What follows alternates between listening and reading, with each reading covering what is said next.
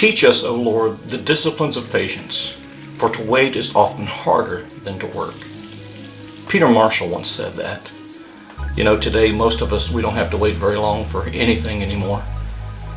Just think about how antsy you may feel if you go to your dentist and you find out your dentist is running behind schedule that day. It drives you crazy, doesn't it? Well, apparently Habakkuk, he wasn't crazy about waiting either. Nonetheless, he knew that it was the next thing that he had to do if he was ever going to make it out of the valley of despondency that he found himself in.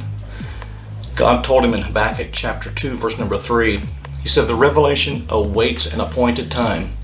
It speaks of the end and will not prove false." He said, "Though it linger, wait for it certainly will come and will not delay."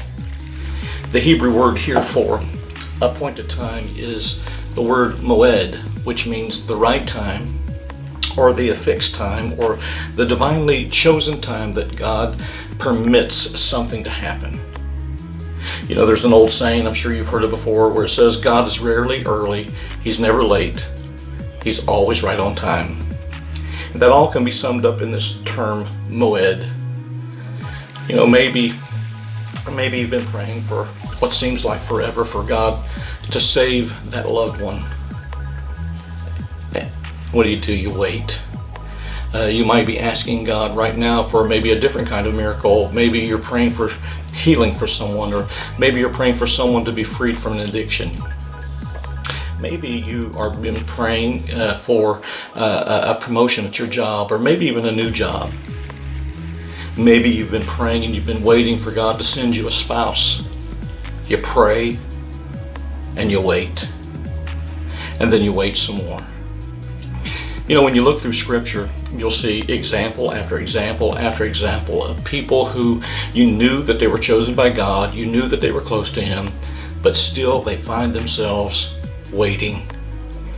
God told Moses, he said, "Moses, I'm going to use you to deliver my people. I want to use you to rebuild the nation of Israel." And then what happened? He went on a 40-year road trip. 40 years. I think my favorite, though, is Apostle Paul. Apostle Paul, he had a vision. He met Christ. He was transformed. And he says, "I'm called to preach. That's what I'm here to do. That is all. I am compelled to preach the gospel. That is my God-given singular purpose here on earth." And then what happens? He waits. As a matter of fact, he waited for 13 years. 13 years goes by before he ever begins his purpose. 13 years pass by before he ever preaches his very first message. So my encouragement for you today is this. Throughout your life, there will be seasons of just waiting. Just waiting, but it doesn't have to be wasted time. Why don't you use that time today to get to know your God better? Pray this prayer with me today. Father, I'm willing to wait. But God, while I wait, what can I do to get to know you better while I wait? I hope this word's been an encouragement to you. This is Pastor Donnie. You be blessed.